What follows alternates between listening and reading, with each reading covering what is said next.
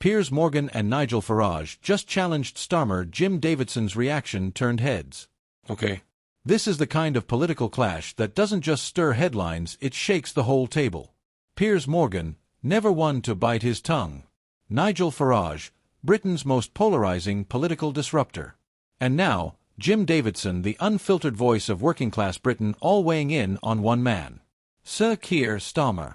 And what just unfolded in front of cameras has people saying, wait, did Starmer just contradict himself again? Here's what went down. It started with Piers Morgan's latest sit-down on Uncensored, a show that's become known for one thing: grilling political leaders until something breaks. And Starmer broke. Midway through the interview, Morgan pressed him on immigration, specifically on a comment Starmer had made months earlier during a town hall in the Midlands. Morgan asked plainly, "Didn't you say you'd support tightening borders if illegal crossings kept rising?" Starmer paused, smiled, then said, "I don't recall saying that exactly, no. Except..." Clips surfaced instantly.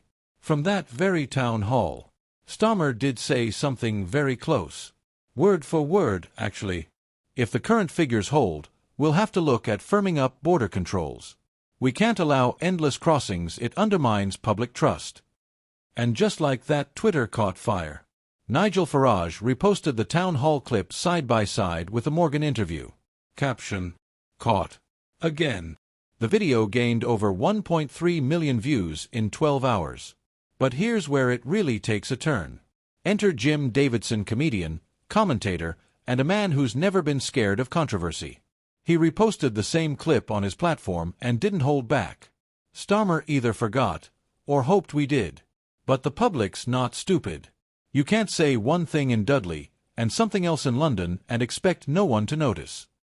That line, "the public's not stupid," became an overnight meme.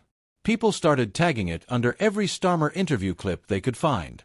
Even neutral commentators began asking tough questions. One BBC analyst wrote, "Starmer's strength has always been his image of control, measured, serious, stable. But a moment like this chips away at that. Fast. So let's break this down. This wasn't a scandal about policy. It wasn't even about immigration. It was about credibility and the illusion that Starmer is always on message. Because the real shock wasn't that he flipped a position, politicians do that every week.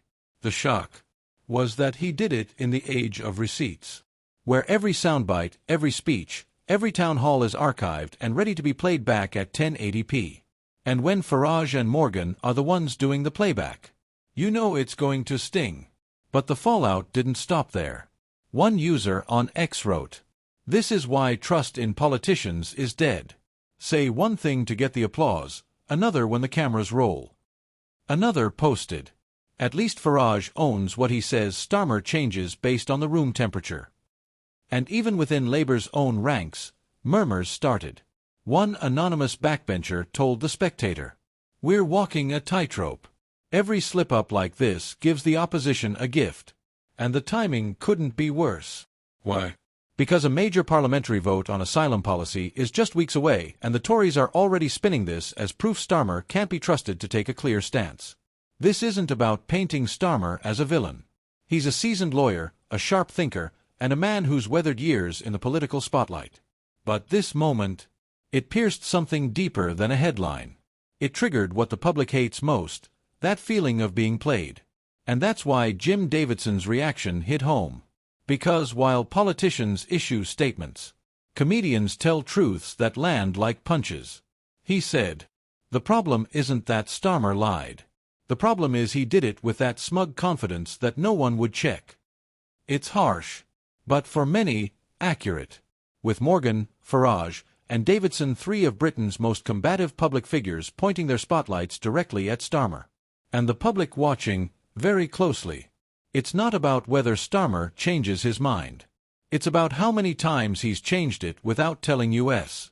And how many more times he will. The next few weeks will be crucial. Will Starmer address the contradiction? Will he double down, clarify, or pretend it never happened? Or worse, will Labour attempt to reframe this as context, hoping people forget once the next headline hits? Either way, the trust clock is ticking. Because in the end, people don't vote for perfection. They vote for consistency. And if this is just the beginning, how much deeper does it go? Stay engaged.